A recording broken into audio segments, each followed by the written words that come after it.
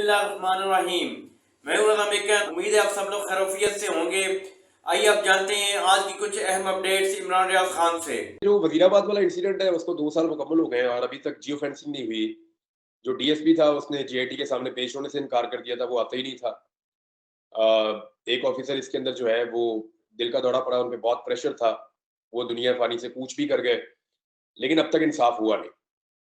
एक साबिक वजीर आजम है, उसकी अपनी उस सूबे में हुकूमत है, वो अपनी एफआईआर भी दर्ज नहीं करवा पा रहा था। ये सब कुछ हमने इस मुल्क में होते हुए देखा है। अब ये जो इमरान खान साहब को गोलियां लगने का वाकया है, ये एक बहुत बड़ा खुदा न खास्ता सानिया भी बन सकता था, जो अल्लाह का शुक्र है कि ऐसा नहीं हुआ। इमरान खान साहब ने तो अपना करैक्टर शो किया। इमरान खान साहब ने तो बताया कि वो कितना बड़ा आदमी है। इमरान खान ने बताया कि वो डट कर खड़ा रहेगा, पाकिस्तान से भागेगा नहीं, पाकिस्तान को छोड़कर जाएगा नहीं, वो मुकाबला करेगा। लेकिन दूसरी तरफ पाकिस्तान का जो निज़ाम है, उसने भी अपने आप को इस सारे खेल में नंगा किया और अपने आप को एक्सपोज़ किया है। आज पाकिस्तानी इमरान खान के अलावा किसी को लीडर नहीं मानते। उसकी वजह क्या है? उसकी वजह इमरान खान की साबित कदमी है। और दूसरी बात ये है कि पाकिस्तानी अगर आज पाकिस्तान की एस्टेब्लिशमेंट से गिला और शिकवा करते हैं, तो उसकी वजह क्या है? उसकी वजह एस्टेब्लिशमेंट के यू टर्न, यानी वो हर थोड़े अरसे के बाद अपनी पॉलिसी अपने मफाद को देखते हुए बदल देते हैं। तो मेरे ख्याल में इमरान खान साहब को इस केस में इंसाफ ना मिलना भी एक पाकिस्तान के लिए बड़ी शर्मिंदगी की बात है कि एक वजीर आजम है साबिक, उसे गोलियां लगती हैं दिन दहाड़े और उस केस का कुछ नहीं बनता। ये तो पूरे पाकिस्तान की एक बेचारगी है। तो देखिए 3 माह तक तो इससे पहले भी तो रख ही रहे हैं। अभी इंतजार मंजूसा साहब को 25 दिन रखा है, मुझे 142 दिन रखा था।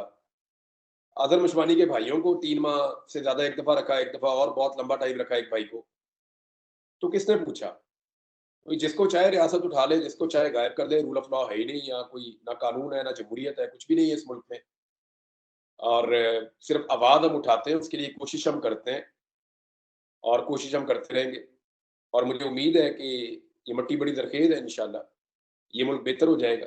जिस सिचुएशन का हम सामना कर रहे हैं, एक दिन आएगा कि इस मुल्क में ये सिचुएशन नहीं होगी, हालात बेहतर हो जाएंगे। उम्मीद करते हैं। लेकिन जहाँ तक बात है फैसल वाडा की और मोहसिन नकवी की, दे आर नथिंग। आप भी जानते हैं, मैं भी जानता हूँ, सब जानते हैं। मोहसिन नकवी कहाँ से हैंडल होते हैं और फैसल वाडा कहाँ से हैंडल होते हैं। तो मोहसिन नकवी के ज़रा ताल्लुकात ज़्यादा अच्छी जगह पे हैं, तो उन्हें उनकी वफ़ादारी का सिला फ़ौरी तौर पे मिल जाता है और ओहदे-शोहदे भी उनको मिल जाते हैं। फैसल वाडा के ज़रा ताल्लुकात ऐसी जगह पे है जहाँ वो बेचारे बड़ी मेहनत कर रहे हैं, लेकिन हाथ नहीं पड़ रहा पूरी तरह से। लेकिन फिर भी फैसल वाडा को सेनेटर बना के भी उन पे एक बहुत बड़ा एहसान अज़ीम किया गया है। फैसल वाडा वैसे भी शर्मिंदगी का बायस बनते हैं।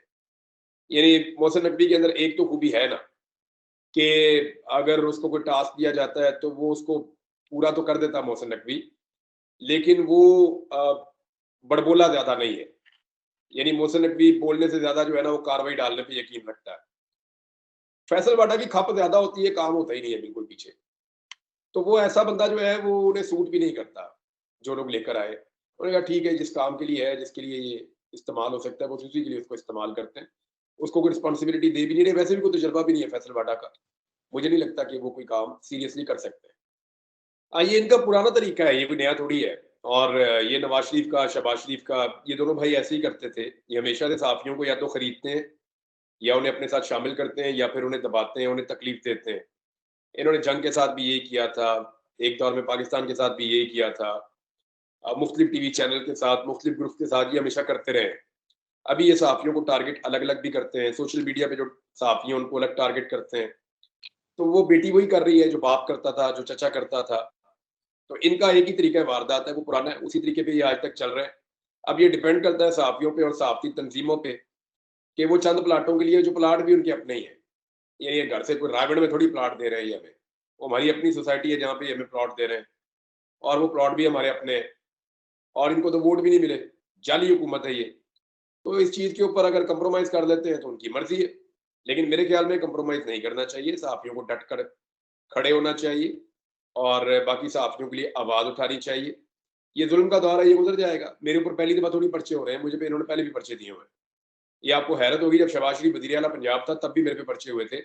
वो उससे पहले भी मैंने बर्दाश्त किया था, अभी फिर हो रहे हैं। अब मैंने ज़रा स्ट्रैटेजी थोड़ी चेंज की है, मुझे सबने समझाया है कि अब अगर आप अपनी ज़मानतें करवाने के लिए भी आएँगे पंजाब में या इस्लामाबाद में और इनको पता चला कि आप इन दोनों में से किसी जगह पे हैं, तो ये आपको दोबारा गिरफ्तार भी कर सकते हैं और अगवा भी कर सकते हैं, गायब भी कर सकते हैं, जबरी तौर पे लापता भी कर सकते हैं।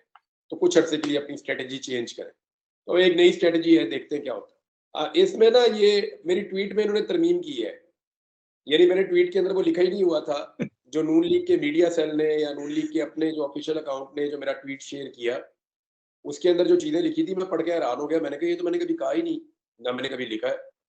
तो मैंने अपना वो ट्वीट निकाला तो उसमें काफ़ी फ़र्क था। इन्होंने पूरी एक लाइन तब्दील की और उसकी बुनियाद के ऊपर एफआईए में एफआईआर दर्ज की है।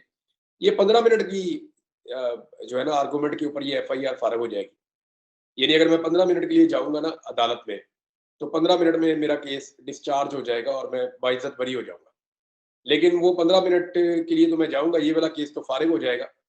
लेकिन मुझे एफआईए के लोगों ने और दीगर कुछ और लोगों ने बताया कि सर हम मजबूर हैं, अगर आप आएँगे तो हम किसी और चीज़ में आपको गिरफ्तार कर लेंगे। तो इसलिए फिर मैं कोशिश कर रहा हूँ कि अवॉइड ही करूँ। देखिए ओवरसीज़ पाकिस्तानियों का ना एहतजाज का मोमेंटम बढ़ता जा रहा है। चाहे वो अमेरिका में है, चाहे वो यूरोप में है, स्पेन में है, नॉर्वे में है। अभी बर्तानिया में एक बहुत बड़ा एहतजाज हुआ है। पेरिस में एक बड़ा एहतजाज हुआ है, पाकिस्तान तहरीक-ए-इंसाफ ने किया है। तो वो पाकिस्तान के और पाकिस्तान तहरीक-ए-इंसाफ के झंडे लेकर जाते हैं। वहाँ उन्होंने कौमी तराना भी पढ़ा। और देखिए, जितनी पाकिस्तान में फसाइयत बढ़ती चली जा रही है, ओवरसीज़ पाकिस्तानियों का भी टेम्परामेंट जो है, वो लूज़ होता जा रहा है। और ये चीज़ें पाकिस्तान के लिए फ़ायदेमंद नहीं है। पूरी दुनिया के अंदर पाकिस्तान की हुकूमत की बदनामी हो रही है। पूरी दुनिया के अंदर पाकिस्तान की एस्टेब्लिशमेंट की बदनामी हो रही है। पाकिस्तान के जो दिफाई इदारे हैं, उनके ऊपर उँगलियाँ उठ रही हैं कि वो सियासत में अपना रोल प्ले करते हैं। देखिए, ओवरसीज़ पाकिस्तानी तो वहाँ पे है ना। पाकिस्तान के बाहर जाकर बोलना ज़रा आसान होता है। यहाँ पाकिस्तान के अंदर जब हम रह के बात कर रहे हैं, तो थोड़ा-सा हमें एहतियात भी करनी पड़ती है कि जब हम एक लिमिट से ज़्यादा सच बोलते हैं, तो फिर उसके जो है बड़े खौफनाक किस्म के नताइज भी होते हैं। हमें ऐसे ढूँढना शुरू कर देते हैं। थोड़े दिन पहले मेरे घर के ऊपर 2 दफ़ा रेड हुई है। मैंने बताया ही नहीं किसी को। मेरे घर की जो है वो बिजली काट दी गई है। मेरे घर के ऊपर 2 दफ़ा रेड हुई है। मेरे घर के अंदर आके वीडियोज़ बनाकर लेकर गए हैं। मेरे मुलाज़िमों को हरासा किया है। बल्कि एक पुलिस वाला आया और उसने साथ कुछ सादा कपड़ों में लोग साथ रखे हुए थे और उस पुलिस वाले ने ये कहा कि ये लोग जो है ना ये वहाँ से आए हैं। उन्होंने कहा, "ये कहाँ से आए हैं?" उन्होंने कहा, "जिधर तुम्हारे साहब को उठाकर ले गए थे, तो ये अब तुम्हें भी उठाकर ले जाएँगे।" तो वहाँ मुलाज़िमीन को इन्होंने धमकाया भी है। तो ये जो सारी चीज़ें ये कर रहे हैं, ये कोई नॉर्मल चीज़ें तो नहीं है ना। ये तो बेवकूफ़ों वाली हरकतें हैं। अब पाकिस्तान के अंदर रह के जब आप करते हैं चीज़ें या बात करते हैं तो उसका इम्पैक्ट होता है, आपके ऊपर आता है। ओवरसीज़ पाकिस्तानी क्योंकि उनके साथ ऐसी मजबूरियाँ नहीं हैं, तो वो बाहर खुलकर बात करेंगे। रियासत को ये बात समझनी चाहिए कि उन्होंने अपने लिए कितने मसाइल पैदा कर दिए। तो नाज़रीन, ये थी आज की अहम अपडेट्स। इसी के साथ अपने मेज़बान रज़ा मेकन को इजाज़त दीजिए। अल्लाह हाफ़िज़।